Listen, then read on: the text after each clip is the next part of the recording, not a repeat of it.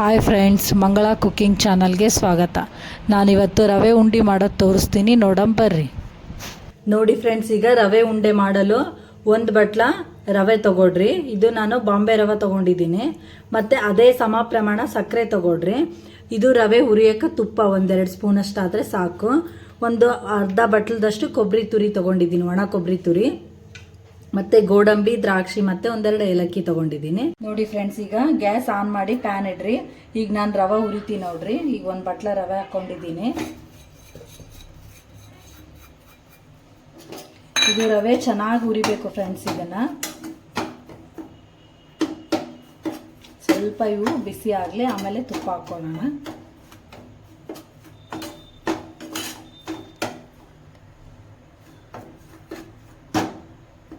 ಈಗ ಸ್ವಲ್ಪ ತುಪ್ಪ ಹಾಕೋಣ.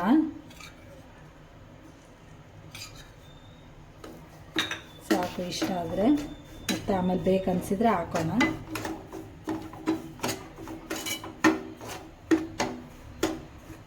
ನೋಡಿ ಫ್ರೆಂಡ್ಸ್, ಇನ್ನೊಂದು ಅರ್ಧ ಸ್ಪೂನಷ್ಟು ನಾನು ತುಪ್ಪ ಹಾಕ್ತಾ ಇದ್ದೀನಿ.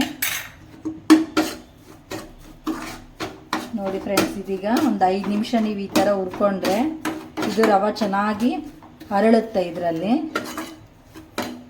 ಅದರ ರವದ್ದೆಲ್ಲ ಹಸಿ ಸ್ಮೆಲ್ ಹೋದ್ಮೇಲೆ ಇದನ್ನು ತೆಗೆದು ಒಂದು ಪ್ಲೇಟಲ್ಲಿ ಹಾಕಿಟ್ಕೊಂಡು, ಎಲ್ಲರೂ ಮಾಡ್ತಾರೆ ರವೆ ಉಂಡೆ.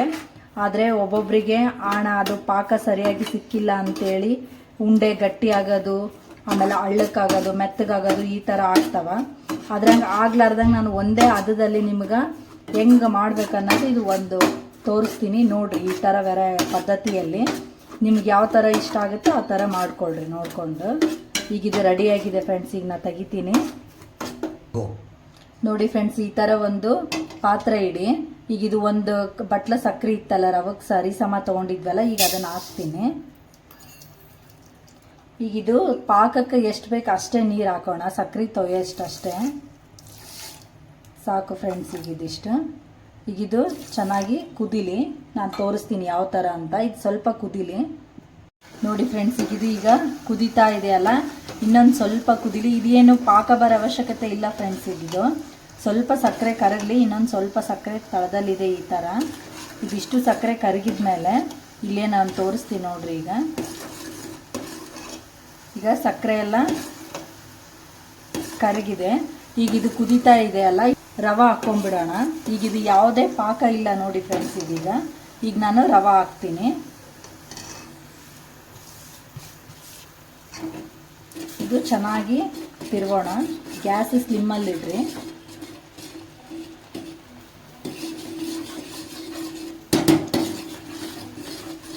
ಇದು ಯಾವುದೇ ಪಾಕ ಇಲ್ಲ ನೋಡಿ ಫ್ರೆಂಡ್ಸ್. ಇದು ಈ ಥರ ಇದೆ ಅಲ್ಲ. ಈಗ ಇದನ್ನು ನಾವು ಕುದಿಸ್ತಾ ಕುದಿಸ್ತಾ ಕುದಿಸ್ತಾ ಈಗ ಇದರಲ್ಲೇ ಪಾಕ ತೆಗಿಬೇಕು ಫ್ರೆಂಡ್ಸ್. ಯಾವ ಥರ ಅಂತ ತೋರಿಸ್ತೀನಿ ನೋಡ್ರಿ. ಇದು ಚೆನ್ನಾಗಿ ಕುದೀಲಿ. ಈಗಿದೆ ಒಂದು 5 ನಿಮಿಷ ಕುದೀಲಿ.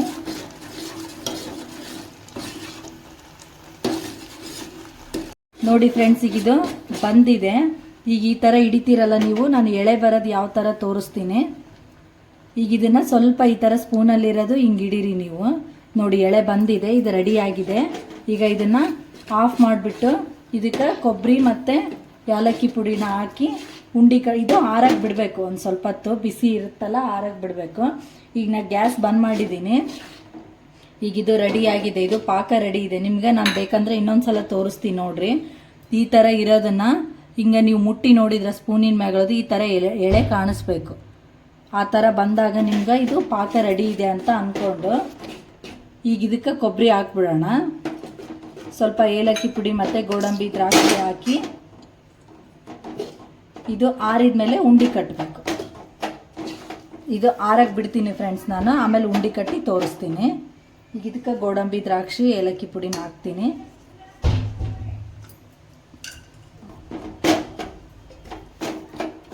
ನೋಡಿ ಫ್ರೆಂಡ್ಸ್, ಈಗ ಇದು ಆರಿದೆ ನೋಡಿ. ಈಗ ನಾನು ಕಟ್ತಾ ಇದ್ದೀನಿ ಉಂಡಿನ. ಇವು ಕಟ್ಟಿದ ಮೇಲೂ ಯಾವಾಗಲೂ ಮೆತ್ತಗೆ ಇರ್ತಾವೆ ಫ್ರೆಂಡ್ಸ್. ಇವು ಗಟ್ಟಿ ಆಗಲ್ಲ. ನಾನು ನಿಮ್ಗೆ ಉಂಡೆ ಕಟ್ಟಿ ತೋರಿಸ್ತೀನಿ ನೋಡ್ರಿ. ನೋಡಿ ಫ್ರೆಂಡ್ಸ್, ಈಗ ನಾನು ಈ ಥರ ಉಂಡೆ ಕಟ್ತಾ ಇದ್ದೀನಿ. ನೀವು ಇದೇ ಥರ ಉಂಡೆ ಕಟ್ಟಿ ಇಟ್ಟರೆ ಚೆನ್ನಾಗಿರ್ತವೆ. ಇವು ಯಾವುದೇ ಥರ ಗಟ್ಟಿನೂ ಆಗಲ್ಲ ಮತ್ತು ಮೆತ್ತಗೂ ಆಗಲ್ಲ. ಒಂದೇ ಅಳತಿಯೊಳಗೆ ಇರ್ತವೆ. ಒಂದೇ ಥರ ಟೇಸ್ಟೂ ಚೆನ್ನಾಗಿರುತ್ತೆ. ಇದು ನೀವು ಯಾರಿಗೆ ಉಂಡೆ ಮಾಡೋಕ್ಕೆ ಬರಲ್ಲ ಅನ್ನೋರು ಈ ಥರ ಮೆಥಡಲ್ಲಿ ಉಂಡೆ ಮಾಡಿರಿ, ಚೆನ್ನಾಗಿ ಬರುತ್ತೆ ಇದು. ನಾವು ಅಷ್ಟು ಉಂಡೆ ಕಟ್ಟಿ ತೋರಿಸ್ತೀವಿ ನೋಡ್ರಿ. ನೋಡಿ ಫ್ರೆಂಡ್ಸ್, ಈಗ ರವೆ ಉಂಡೆ ಈ ಥರ ಆಗಿದೆ. ನೀವು ಯಾವಾಗಲೂ ನೋಡಿದ್ರೂ ಇದೇ ಥರ ಇರ್ತಾವ ನೋಡಿರಿ. ನಾವು ಒಂದು ಒಡೆದು ತೋರಿಸ್ತೀನಿ.